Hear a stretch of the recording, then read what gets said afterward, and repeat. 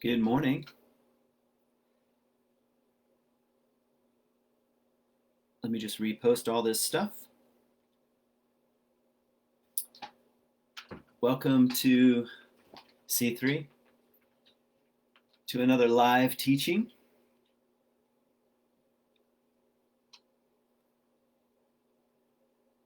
And I'm almost ready.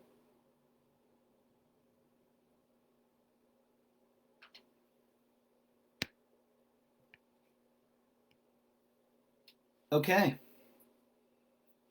Morning, everybody. It's good to be back. It's good to be back teaching.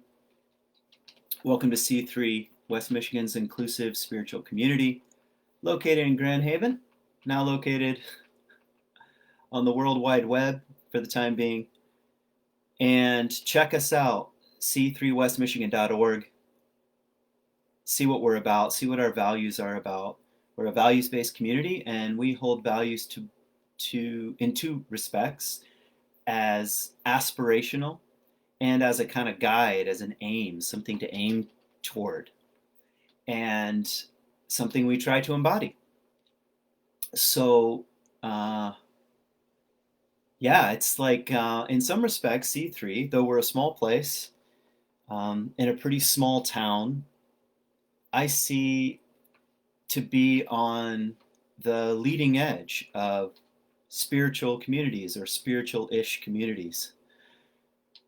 And that's a good thing. Religion, spirituality is always evolving and changing and growing, so I'm feeling really grateful to be a part of this place, and I'm so glad you were interacting in this way during COVID. So I hope you find these teachings helpful.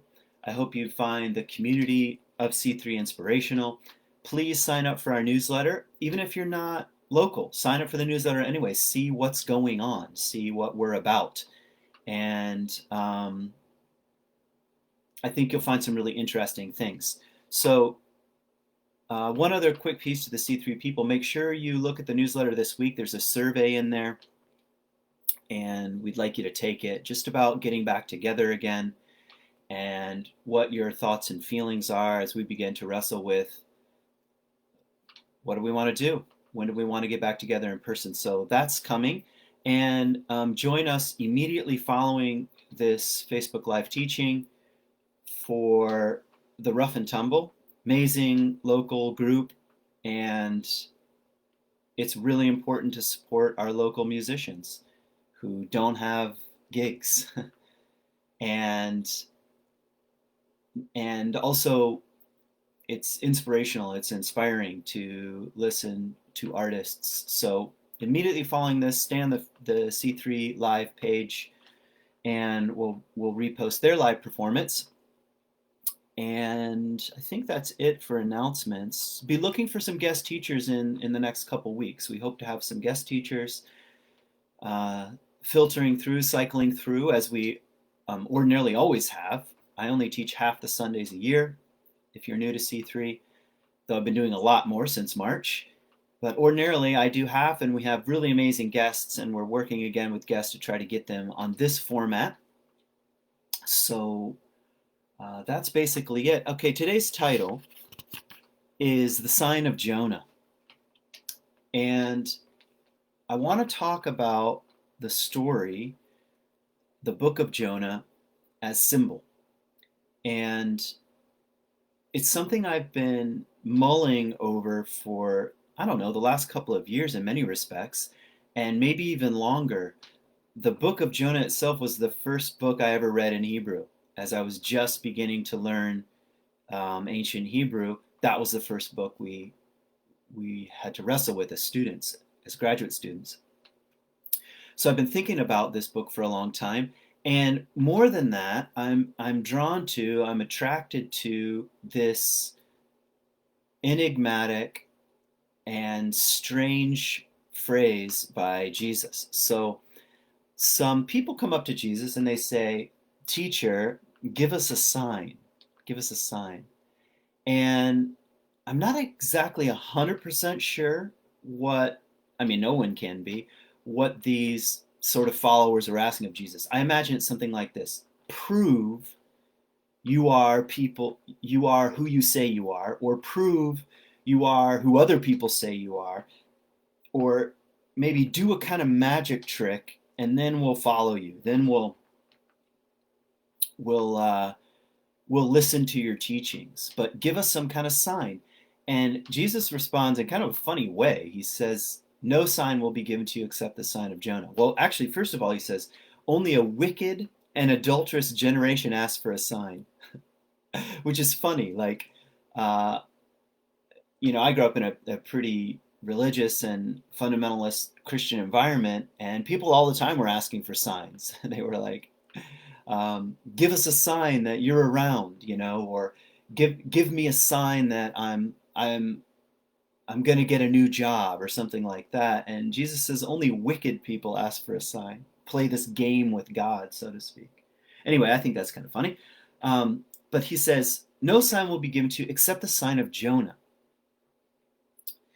And then he says the Son of Man, and that's his only self-referential title, the Son of Man, which means son of humanity. Adam in Hebrew does not mean male. It means son of humanity. So I'm the son of the human ones, is what Jesus is saying. He says, just as Jonah spent 3 days and 3 nights in the belly of a fish, so the Son of Man must spend 3 days and 3 nights in the heart of the earth.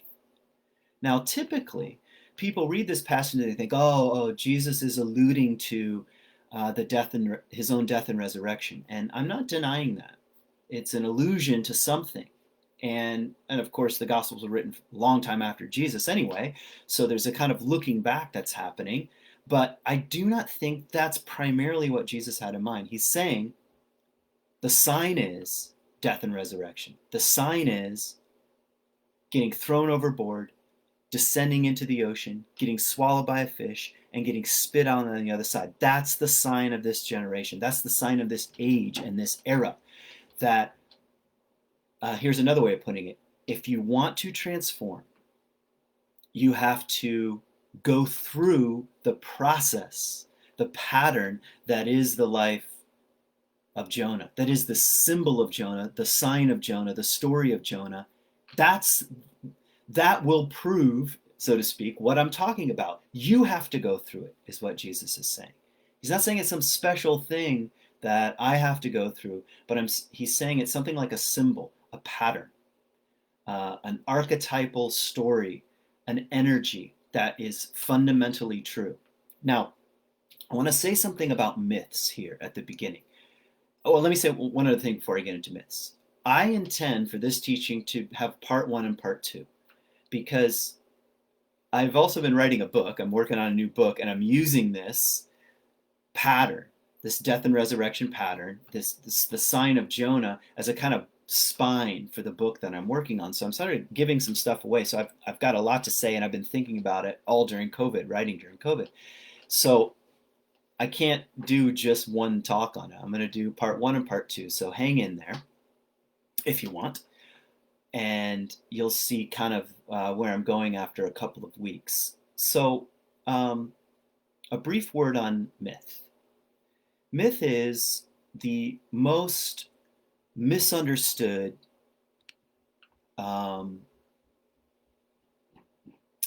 word right now in the modern lexicon. Let me just make sure.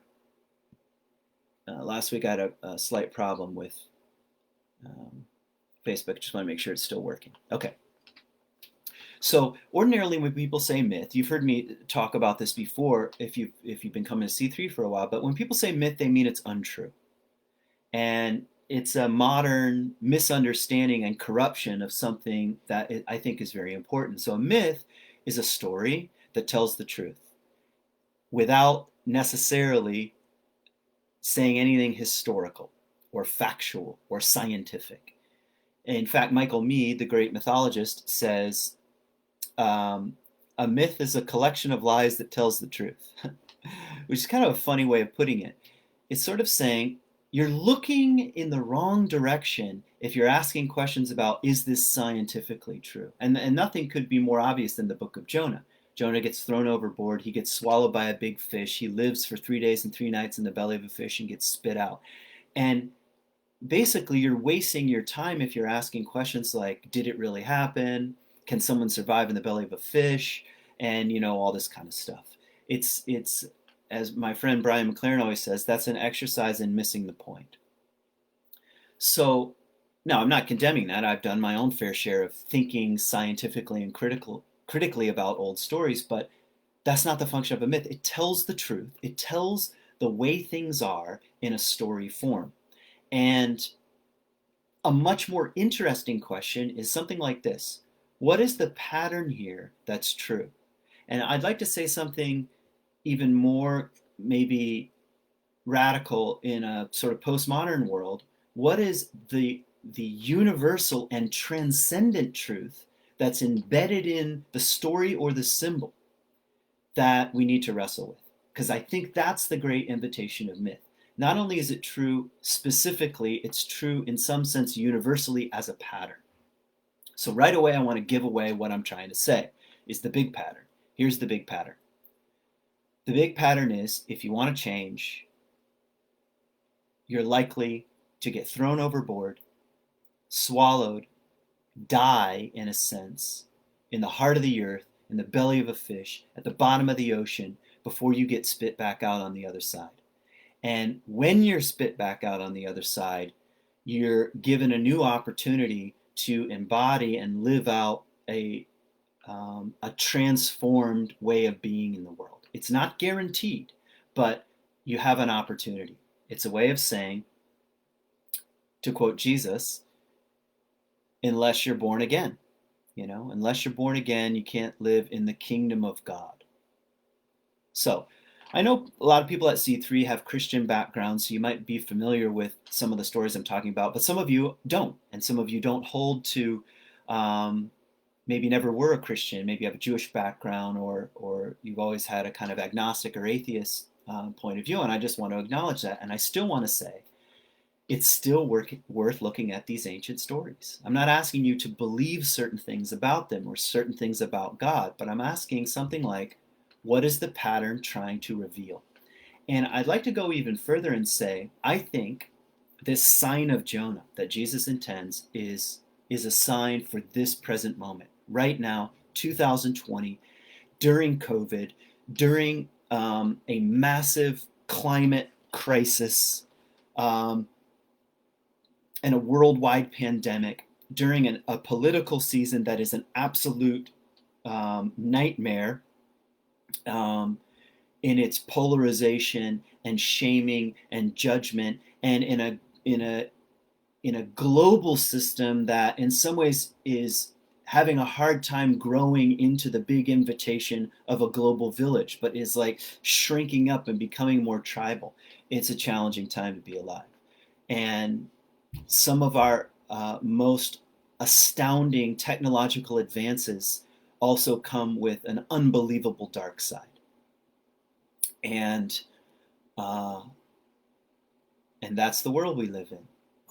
And so I want to say, no sign will be given to you except the sign of Jonah. If you want to be transformed, you got to die and be born again. You have to go down into the belly of the fish and be spit out the other side. And I wish it were some other way. I know contemporary spirituality likes to say, hey, you can be enlightened, just go to yoga class, just practice mindfulness. By the way, I'm not against any of these things. You should practice mindfulness and go to yoga if you want. But it's sort of like saying, hey, transformation is just a simple matter of changing your mind and like reading a few new books. That's not the ancient pattern. The ancient pattern is nobody's consciousness changes easily. It's like dying. It's like sinking. It's like descending. And it's like dissolving. It's like disillusionment. It's like disappointment. It's like the loss of something. I hope you get what I'm saying right now. And that's what makes it challenging. And so, maybe I've said enough. That was my introduction. So I want to describe the pattern that I see in the book and that I see transcends the book. Maybe that's another good definition of a symbolic story and a mythic story, a mythopoetic story is what I like to say. It transcends its original context. And if it's a really powerful story, it can transcend languages and cultures and worldviews and time periods. So I see my Instagram's having a little bit of a problem here.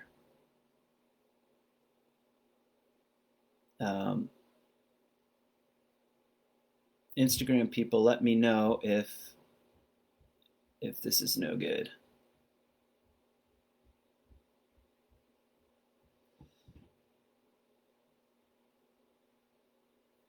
All right.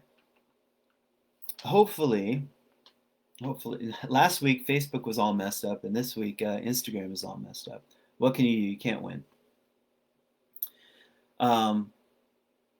Okay, I think I was saying something like the definition of a really good symbolic, powerful, mythopoetic story is that it transcends its original context. And that's what I think is happening here. So here's the pattern. I want to be as clear as possible right now. The pattern is this. Calling. There are 5 phases. Calling, severance. So calling, severance. Then descent. So sinking, descent. Then underworld. Then what I'm calling vox, or vocation. New voice, in other words. Vocation comes from the Latin vox, and vox means voice. So you find or recover or discover your true vocation, your true voice in the world. And I mean something like your way of being in the world. And let's add your transformed way of being in the world. So that's the pattern. Calling, severance, descent, underworld, and vox, vocation. And that's what you see with the book of Jonah. He's called, he is severed from, I'll explain that in a minute, but he experienced severance. He descends into the ocean. He's swallowed by a fish, that's the underworld, the mysteries, and he's spit out the other side and has an opportunity to express his voice. Will he live into his calling, in other words? Will he discover what will happen when he gets to the city? And by the way, the book of Jonah is very interesting, and I'll talk more about this in part 2, because the very end of the book of Jonah ends with a question. It's the only book of the Bible that ends with a question, so right away you got to like it. What kind of book ends with a question? Well, I'm telling you, the book of Jonah ends with a question. So you don't know really how much Jonah has transformed. It leaves a question mark.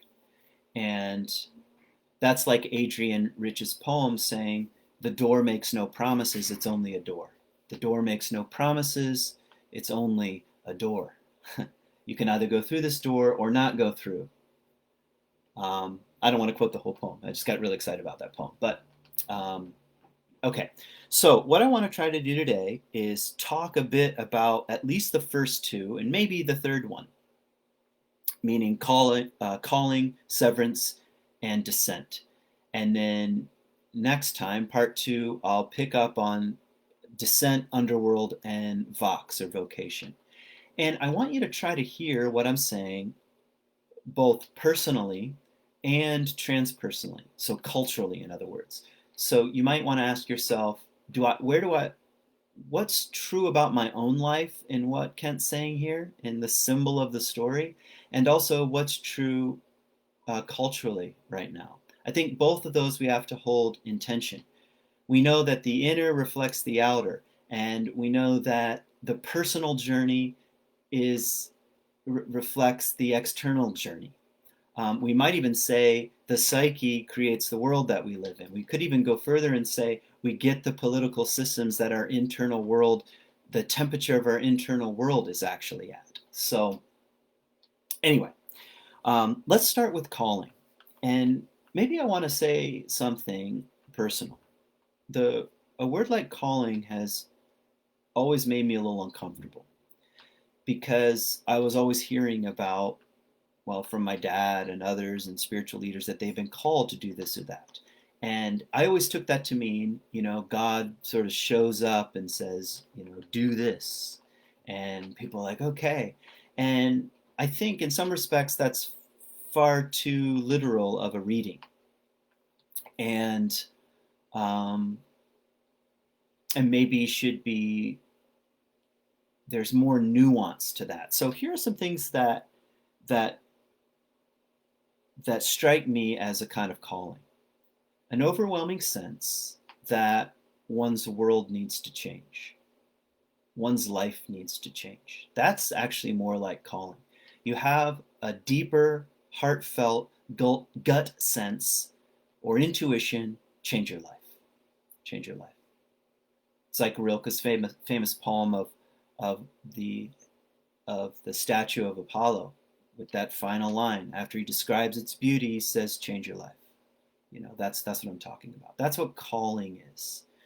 And um, and it doesn't come with a prepackaged job description. That's not calling. You don't get a letter in the mail that says you should be a lawyer, or an email that says, don't worry, some other person has created this perfect job for you. You're going to slide right in. That's not it. It's actually more like a beckoning, a temptation, even, a calling out beyond the confines of what you ordinarily know, of what you ordinarily call the truth, of your belief systems, your ideas, and your worldview. I mean, you have to be honest. If you want to change, that means your worldview has to change. We'd rather have it the other way. Hey, I'll make some changes, but I don't want to have to fundamentally change the way I see life or reality. But calling doesn't feel like that. It lures you, and it can happen in a whole combination of things, from a chance encounter with a friend to a phone call to a dream to a vision. Those are all just the beginnings of that beckoning, of that luring. Leave the confines of what you know. Maybe that's another way of saying it. There's a tiny whisper that happens, and the whisper is something like, time to go, time to leave. Sometimes I like to use this metaphor um, where let's say you're redoing a house. Like I redid a house in Heritage Hill here in Grand Rapids, and it took me like 8 years, and tore the whole thing apart, and I knew every little nook and cranny and all that kind of stuff. And let's say one day I finally was done, and I put the final light switch cover, that I've been delaying putting on because nobody, you know, I, nobody likes to do the final touches. Well, at least I don't. So I put the final light switch cover on the house. It's finally done. I sit down on the couch. I turn the television on, and there's a knock on the door. And the figure standing there, this dark, mysterious figure standing there, says, it's time to leave home. So that's what I mean more by calling. It's that beckoning. It's like you get the corner office and you realize this isn't it. Or as Thomas Merton likes to say, you climb the ladder of success only to realize it's leaning on the wrong wall. I quoted that in my book, Bitten by a Camel. That's still like, there's something to that. And so that's calling. And in the book of Jonah, what's interesting is that it starts off by saying the word of the Lord came to Jonah, and the word of the Lord came to Jonah, and basically said, go talk to your enemies. Now it says go to Nineveh, but those are your enemies. So you have to think for a moment, why would God, the divine here, whisper in Jonah's ear, go talk to your enemies? See, that kind of thing requires a radical change in worldview. That means I have to take a risk. That means I have to leave home. That means I have to open my mouth. That means I might be killed. All kinds of things might happen just to go and speak with the other side. And you see what I mean about the story having some cultural resonance right now? It means my way of viewing the world has got to change. And you could actually add to this, concerning the book itself, that Jonah is being asked to embody the kind of a kind of prophetic archetype.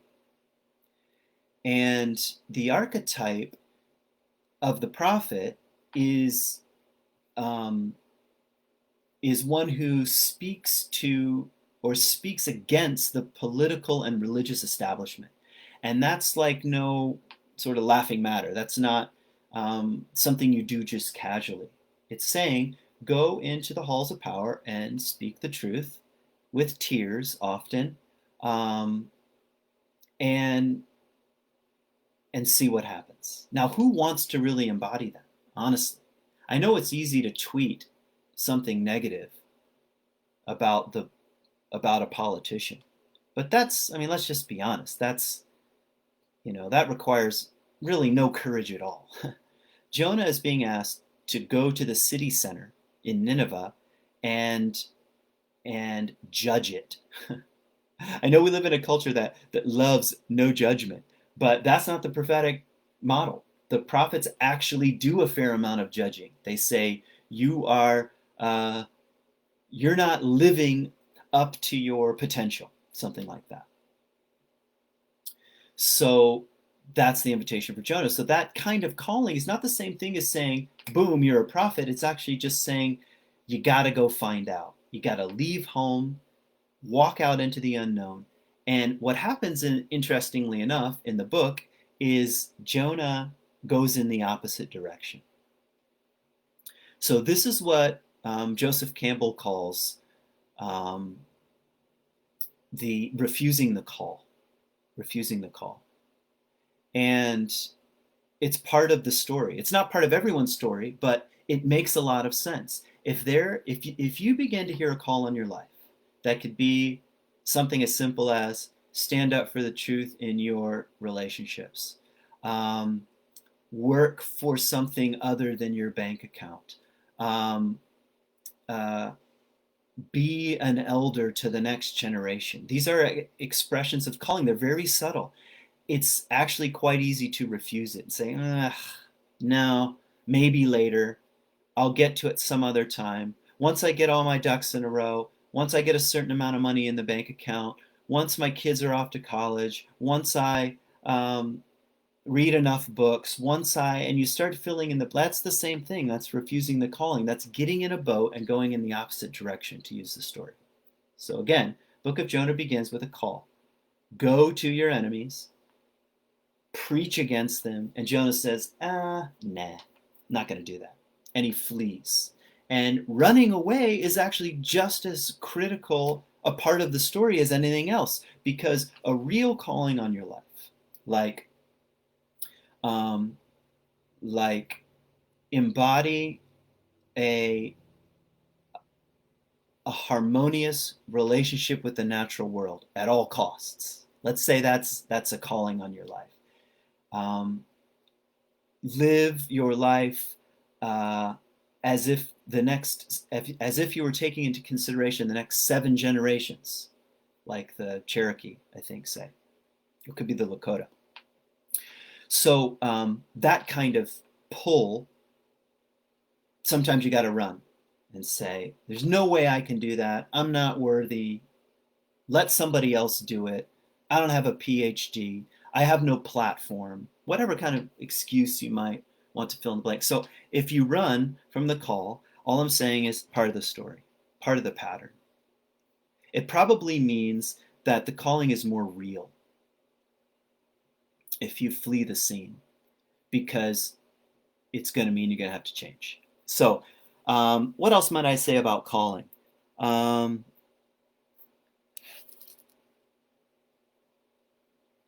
Well, just to maybe reiterate some things, I take calling to be a mixture of resistance and inspiration. It's a mixture of resistance and inspiration, of not wanting to do it and wanting to do it at the same time. And probably the only failure is to just numb out.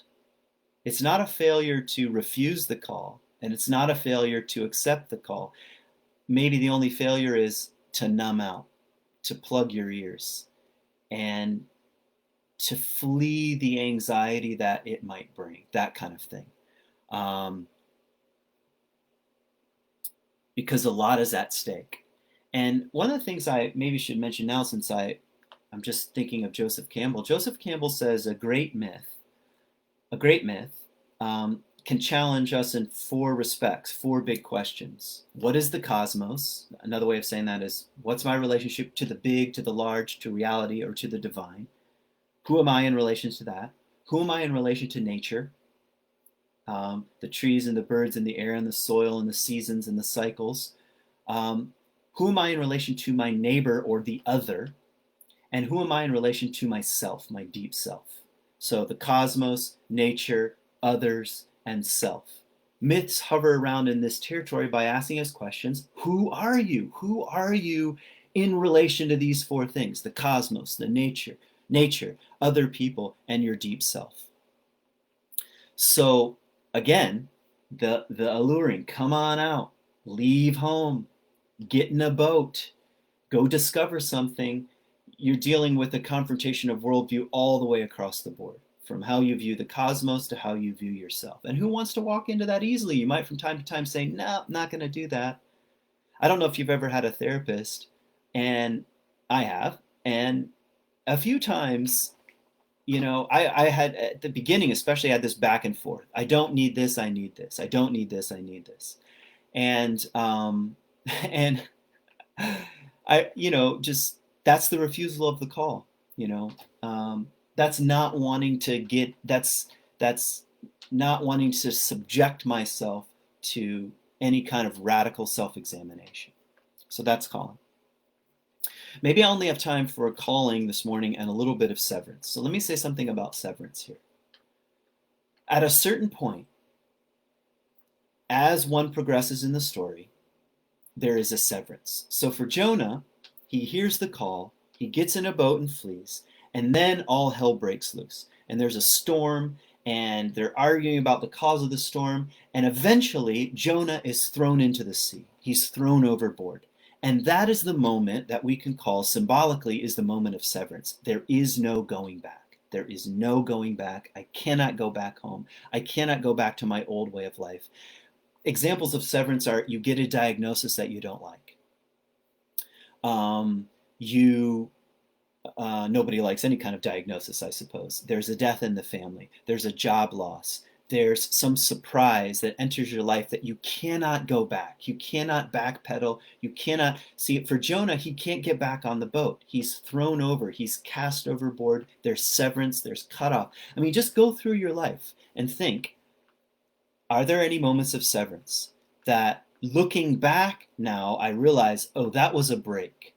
And I actually didn't choose that. That's probably an element of severance that is kind of a non-negotiable. It's not necessarily a choice. You get thrown out. You get kicked out of your house. Your parents say you're not welcome here anymore. Whatever. You come out of the closet, and suddenly all of your closest friends create a wall, and they seal you off, and you can't get back. There'll never be the kind of healing that you might even long for. It's a true severance. So what the story is saying is that's part of transformation. We don't change easily. So sometimes there's a great storm and we get thrown overboard. So to think culturally, because that's one reason why I wanted to bring up the sign of Jonah, think about how many moments right now are moments of severance.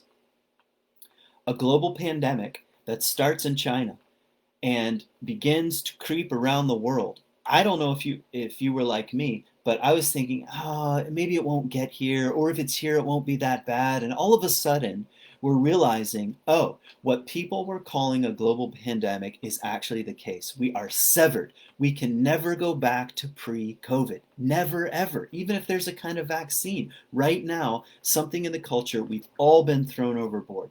And all of our best science and our fancy hospitals and our whatever, our hand sanitizer, none of that can keep the tidal wave that is the tsunami that is COVID from washing up not only on our shore but on every shore on the face of the earth. That's a severance.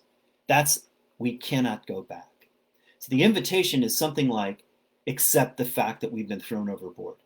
It's not about creating a life vest and swimming back to the ship that we were on. That's what's so disturbing about politicians and speakers and whoever saying things will get back to normal. No, not in the classic descent and return. It will never go back to normal. That's an illusion. In fact, we're going to start sinking. That's maybe what I'll get to next time, because I don't want today to be too long. So again, the pattern: calling, severance, descent, followed by underworld and vocation. New voice, new life. What have we talked about today? Only calling and severance. And so maybe let me just see if I have any, maybe one other point about severance from a cultural point of view. Another way of saying it is that the status quo is broken. And think about how many times besides COVID that the status quo is being broken right now, like with the Black Lives Matter movement, and with the sheer ineptitude of our leaders, or the fact that lying has become normalized in our culture. That is a severance. That's a breaking of the way we thought politics works, and good faith works, and democracy works. It's like cut off, and that does not feel good. You're thrown into the ocean, and what might happen to us in the ocean, that kind of thing.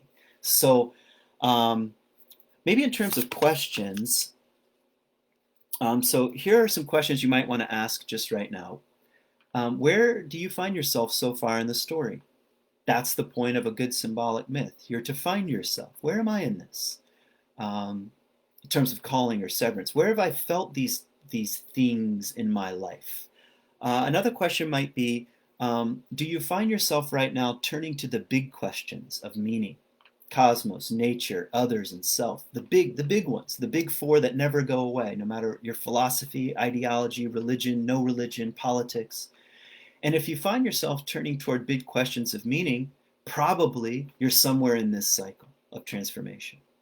And if you are asking big questions of meaning, what are those questions? And try to get clear as possible about them, to let them work on you, to put pressure on you, to challenge you. That's what I'm feeling. And maybe here's a third possibility. What if we found, and you found, ways to say yes to what's happening? Whether it's calling or severance or underworld, but just a quiet, okay, maybe I'm being changed by something. Maybe I'm being transformed. Maybe our culture is. Just say yes to it and to its possibilities. So let me end there. Like I said, this will be part 1, 2, maybe 3. Who knows how long this will go.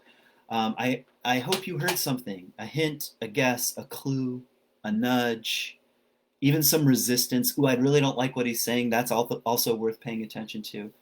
And I want to kind of end by dedicating today to Keith Laidler, who passed away recently. Keith was one of the first people I met at C3. He was a retired Methodist minister that found his way to C3. He was the kind of person that lived his life in widening circles that moved out across the world, including more and more and more. Somehow he never left his Christian faith, and was also wide open to science and other faiths and other perspectives all at the same time. And I just want to thank him for being so honest and so real, and for challenging me. He would come and see me in my office from time to time. We talk on the phone. He was, before he got really sick, he was there every single week in the pre-talk meeting before the main talk. And I found him just to be a loving, caring, inspirational person. He gave me a copy of his book about the changes in his own life. He was someone who went through the Sign of Jonah. So I want to dedicate today's teaching to Keith, and I wish his family well during this grieving process. And I hope you can see, I'm sure you can, the honest and beautiful person that Keith was in this world. So that's what I got. Peace.